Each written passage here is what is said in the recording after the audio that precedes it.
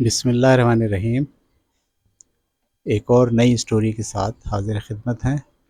आज की कहानी का नाम है चाइल्ड ऑफ द सन। ठीक है, यानी सूरज का बेटा। देखते हैं हम इसमें क्या चीज़ है। मैं पढ़ के सुनाता हूँ आपको पहले। Child of the sun. There is a very old tale. एक बहुत ही पुरानी कहानी है। That tale that tells of a man, जो बताती है हमें एक आदमी के बारे में, एंड हिज वाइफ, और उसकी बेगम के बारे में, who lived on a small island, जो एक छोटे से जजीरे पर रहते थे, of the west coast of Canada, Canada के मगरबी साहिल की तरफ। दे वर वेरी लोनली, वो बहुत अकेले थे। For they had no children, क्योंकि उनके यहाँ कोई औलाद नहीं थी। And no one else lived on the island, और उस जजीरे पर कोई भी नहीं रहता था।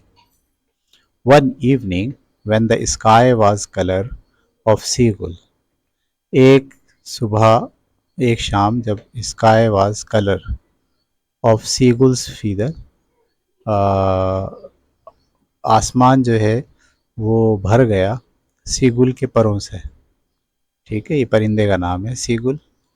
The young women set alone, तो वो जो खातून थी वो अकेली बैठी हुई थी, ऑन द सी शोर, साहिल पर, looking out across the water, पानी के उस पार देख रही थी।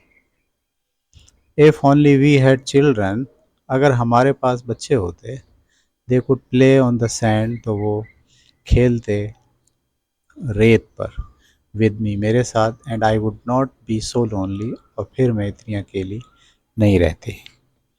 अ kind fisher, a kingfisher, ये भी परिंदे का नाम है। A king Fisher near by was diving in the mouth of the river, करीब ही एक किंग फिशर, डाइविंग का मतलब गोते लगा रहा था, in the mouth of the river, दरिया के अंदर, विद हिज यंग, अपने बच्चों के साथ।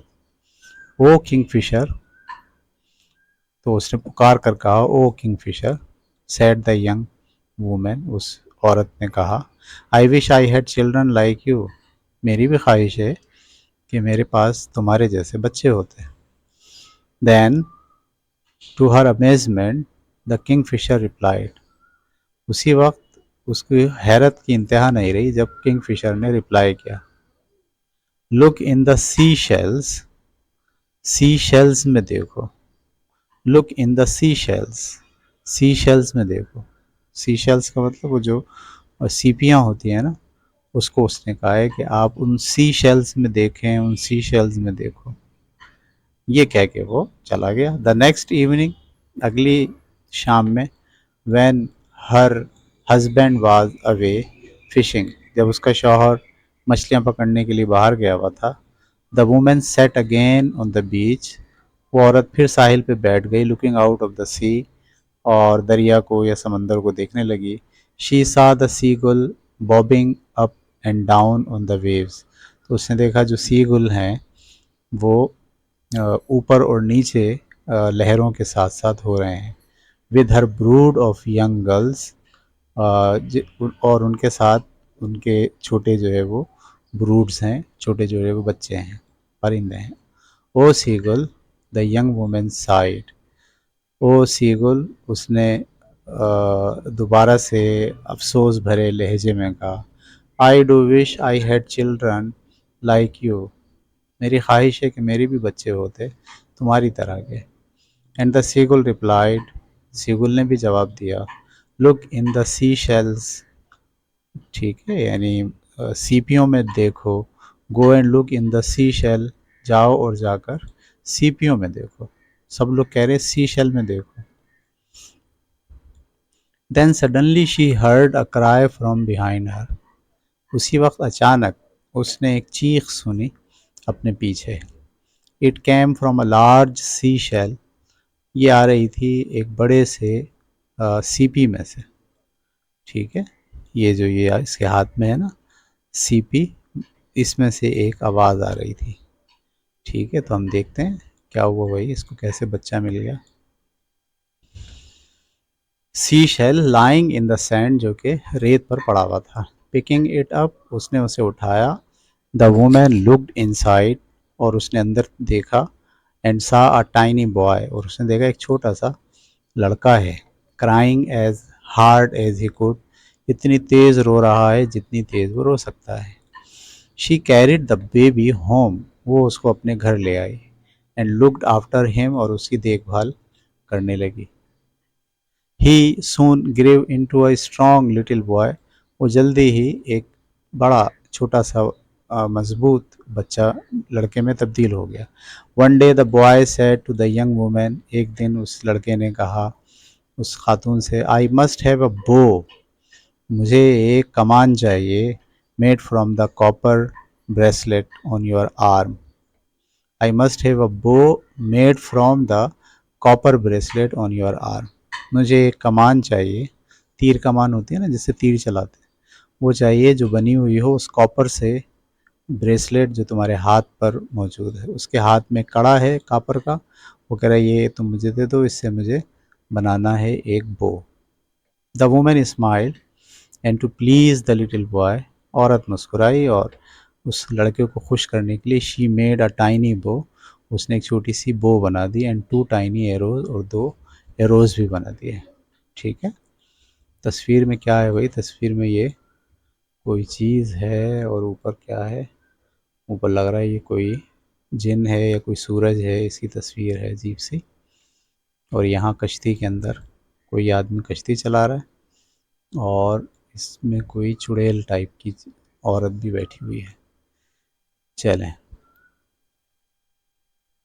The next day the boy went out hunting, अगले रोज़ वो बच्चा, वो लड़का शिकार पर गया। विद हिज ब्राइट न्यू बो, अपने उस नए कमान के साथ। And after that he went out hunting every day, फिर उसके बाद वो हर रोज़ शिकार करने के लिए जाया करता था। ब्रिंगिंग बैक गीज़, और वापसी में वो आते हुए बतखें, यानी बड़ी जो लंबी गर्दन वाली बतख होती है वो, डक्स, बतखें, and all sorts of small sea birds, और छोटे छोटे समंदरी परिंदे, उनका शिकार करके वो लाता था।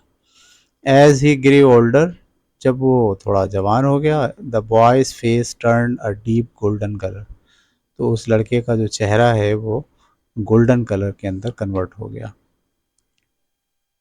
Brighter then the shine of his little golden बो, उसका जो चेहरा था वो कॉपर की जो उसकी गोल्डन बो थी, यानी उसका जो कमान था उससे भी ज़्यादा चमकदार चेहरा था।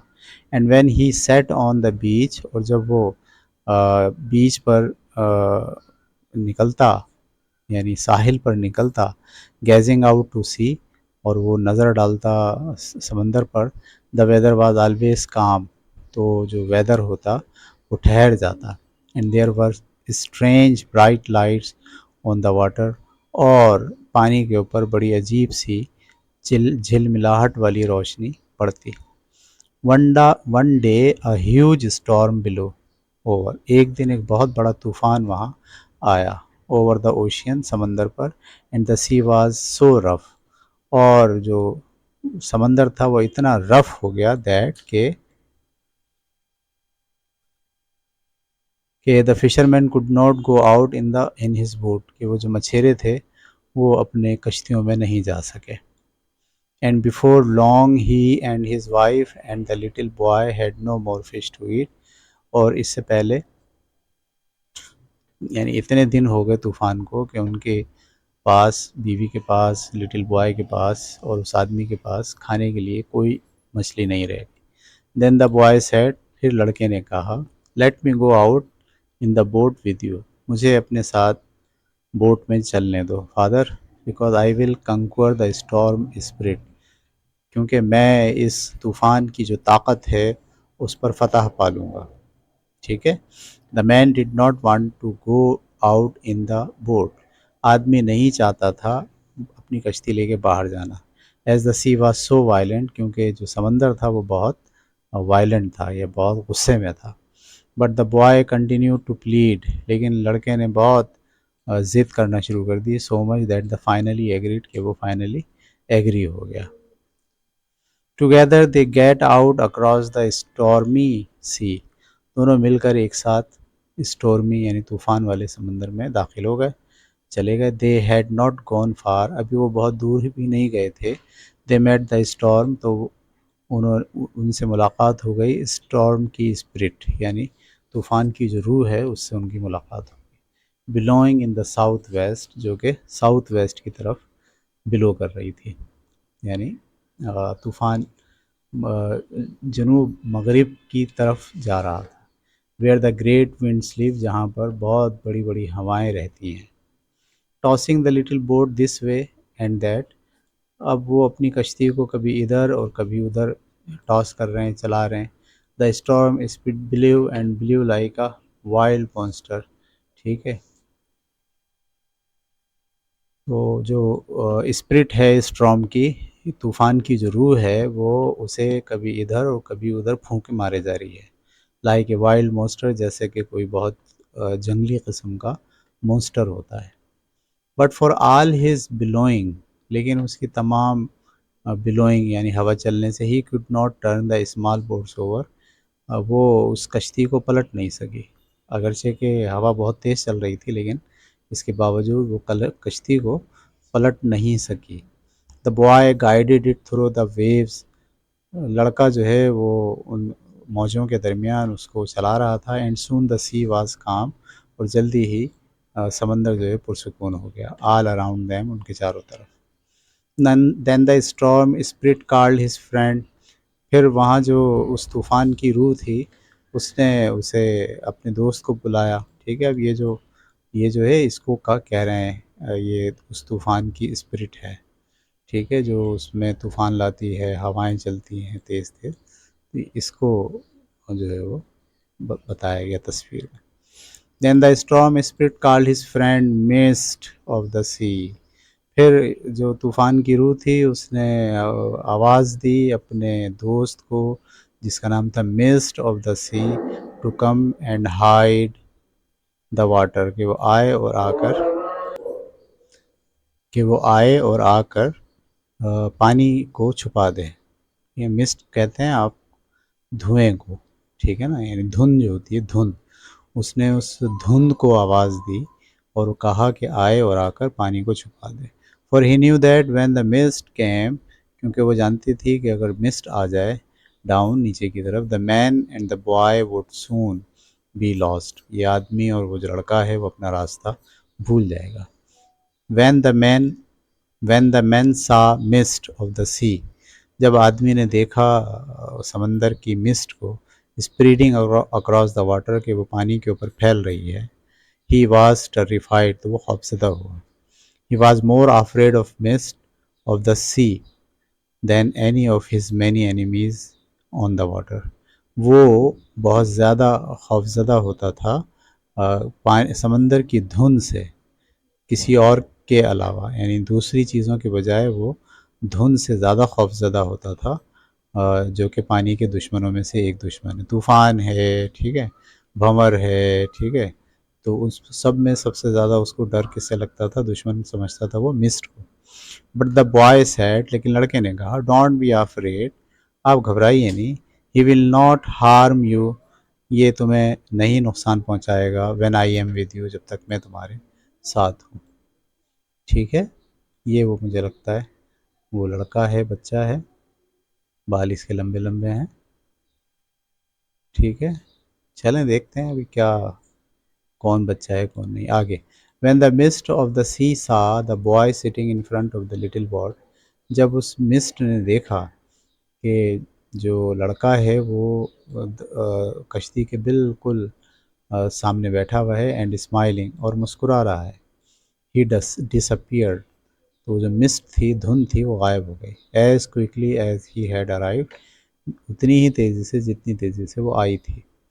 There was nothing else the storm spirit could do, ठीक है, इसके अलावा कुछ नहीं कर सकती थी स्टॉर्म की जो स्पिरिट है, रूह है वो, ठीक है। So he turn away in anger, लिहाजा वो गुस्से में वापस चली गई। And the sea was safe again, और फिर से वो समंदर सेफ हो गया।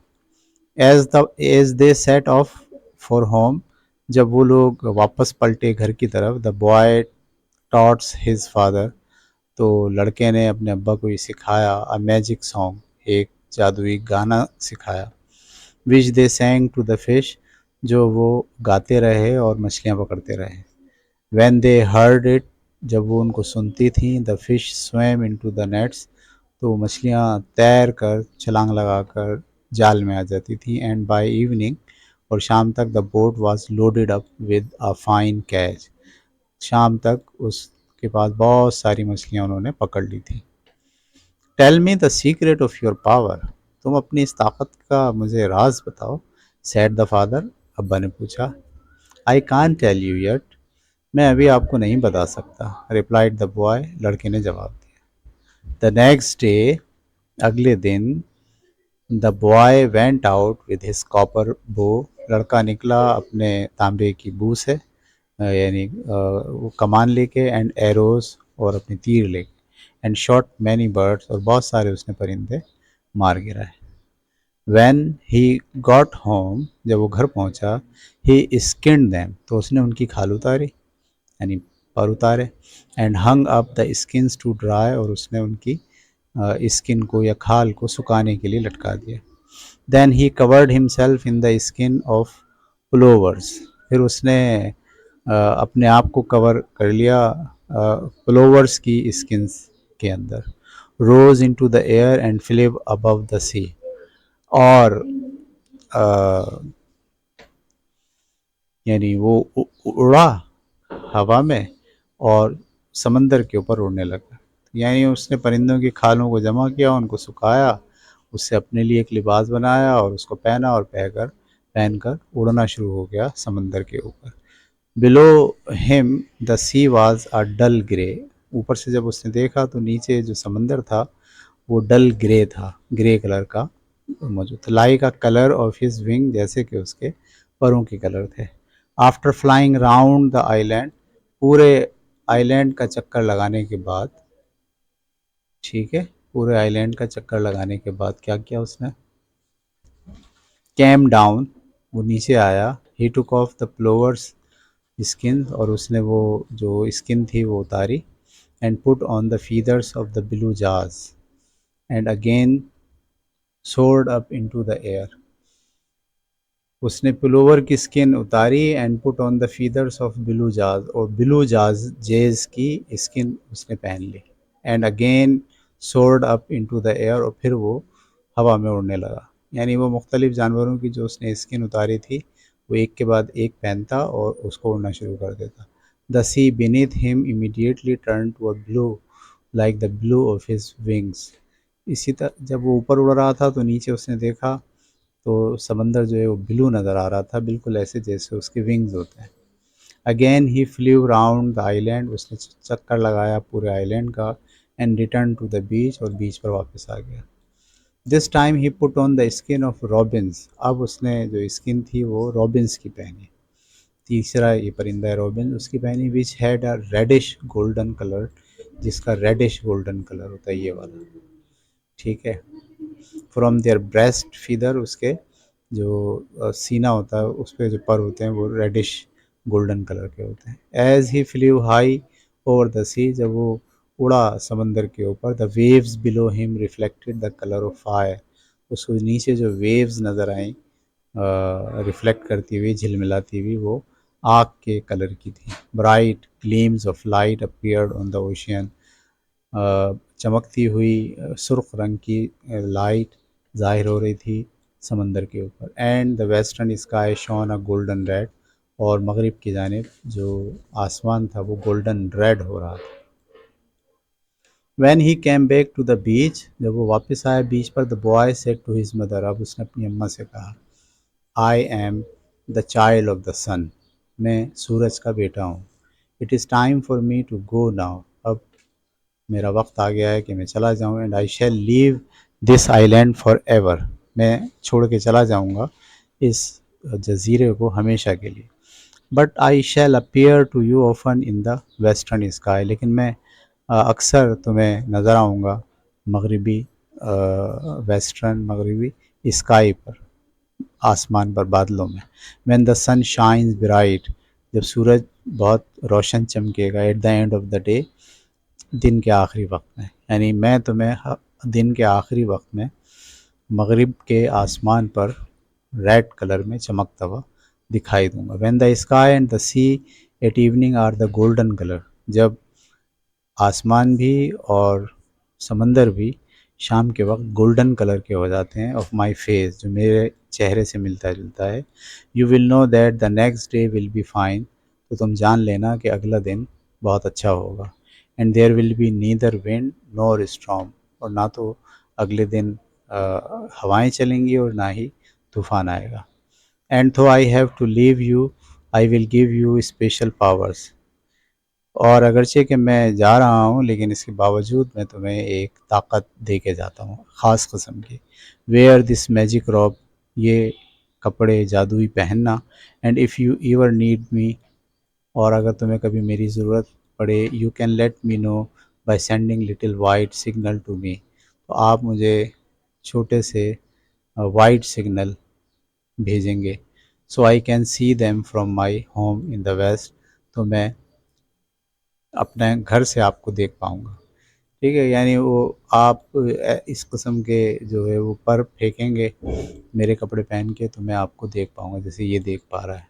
ठीक है, ये वाइट कलर के सिग्नल आप फेंकेंगे तो मैं देख पाऊँगा। The boy gave his mother the magic robe and flew off the west, उसने मैजिक रॉब दी और वो उड़ गया मगरिब की तरफ। Leaving the fisherman and his wife very sad, वो दोबारा से उनको अफसरदा छोड़ के चला गया।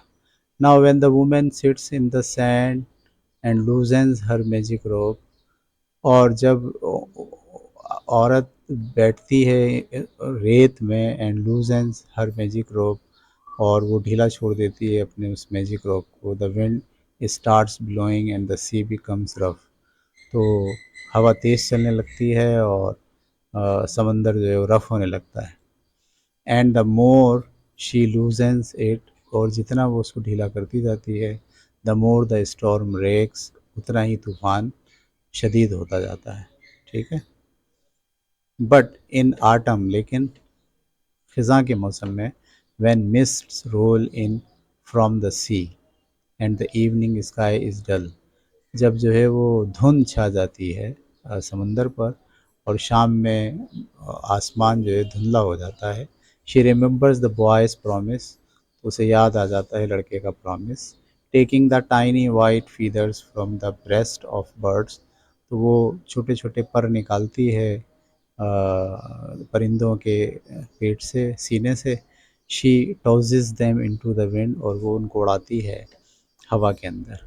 Turning to snowflakes they fly off to the waste.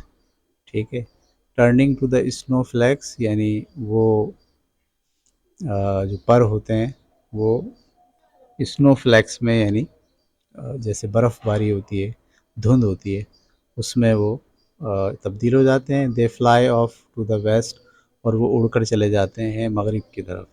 The boy that the world is grey, to the tell the boy, ये बताने के लिए कि जो वर्ल्ड है वो ग्रे है, यानी आटम आ गया ना, ख़िज़ां का मौसम आ गया है।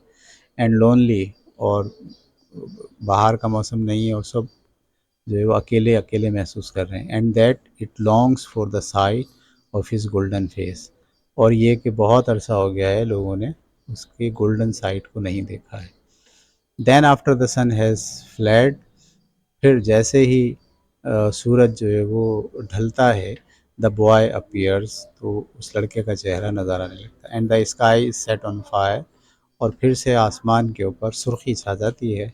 And the sea is sprinkled with golden light, और समंदर झिलमिलाने लगता है गोल्डन लाइट के ज़रिए।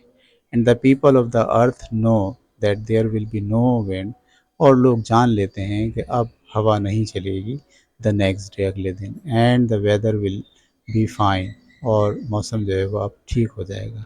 Just as the child of the sun promised them long ago, जैसे कि बरसों पहले चाइल्ड ऑफ द सन ने उनसे वादा किया था। ठीक है, तो ये था जनाब आपकी कहानी।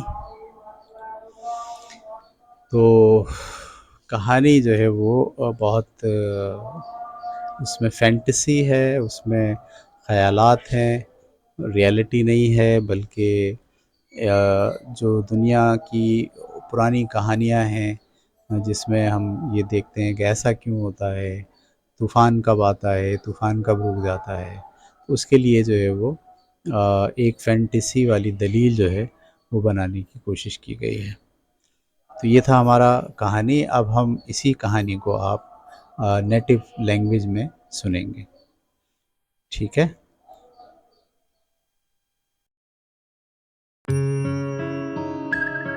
Child of the Sun.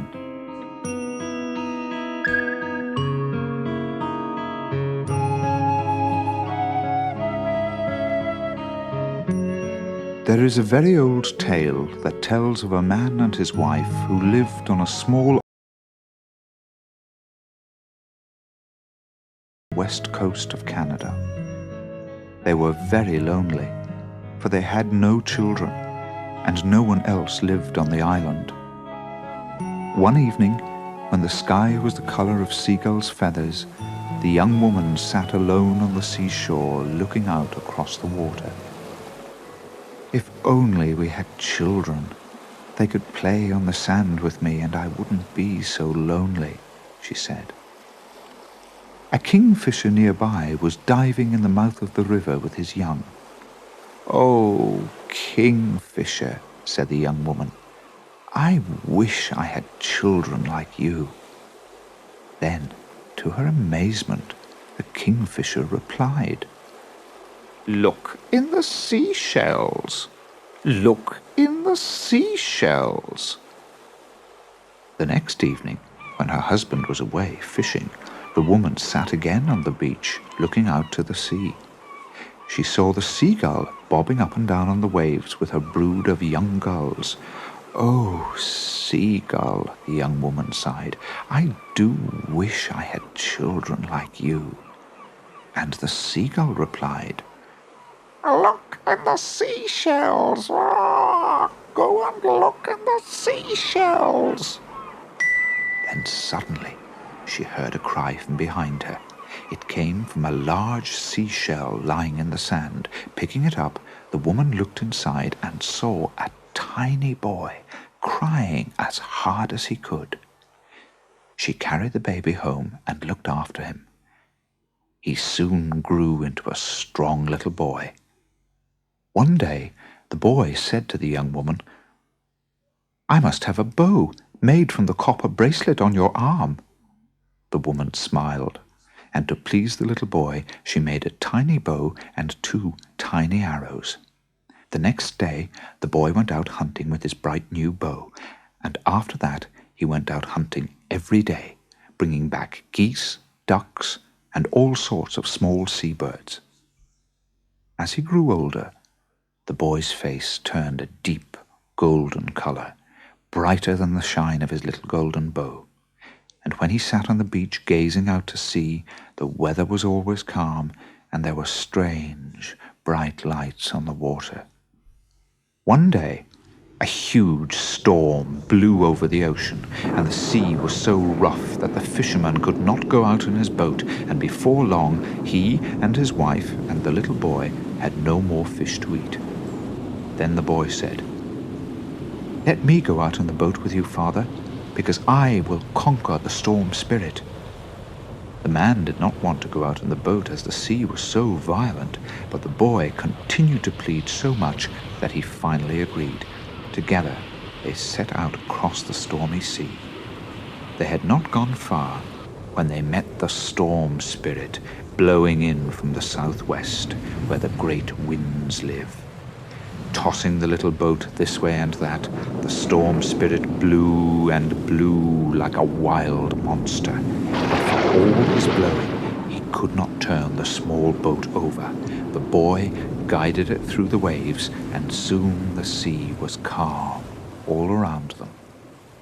Then the storm spirit called his friend Mist of the Sea to come and hide the water, for he knew that when the mist came down, the man and the boy would soon be lost. When the man saw Mist of the Sea spreading across the water, he was terrified. He was more afraid of Mist of the Sea than any of his many enemies on the waters. But the boy said, "Don't be afraid. He will not harm you when I'm with you." When the mist of the sea saw the boy sitting in front of the little boat and smiling, he disappeared as quickly as he had arrived. There was nothing else the storm spirit could do, so he turned away in anger, and the sea was safe again. As they set off for home, the boy taught his father a magic song, which they sang to the fish. When they heard it, the fish swam into the nets, and by evening the boat was loaded up with a fine catch. "Tell me the secret of your power," said the father. "I can't tell you yet," replied the boy. The next day, the boy went out with his copper bow and arrows and shot many birds. When he got home, he skinned them and hung up the skins to dry. Then he covered himself in the skins of plovers, rose into the air, and flew above the sea. Below him, the sea was a dull grey, like the colour of his wings. After flying round the island, he came down. He took off the plover skins and put on the feathers of blue jays, and again soared up into the air. The sea beneath him immediately turned to a blue like the blue of his wings. Again he flew round the island and returned to the beach. This time he put on the skins of robins, which had a reddish, golden colour from their breast feathers. As he flew high over the sea, the waves below him reflected the colour of fire. Bright gleams of light appeared on the ocean, and the western sky shone a golden red.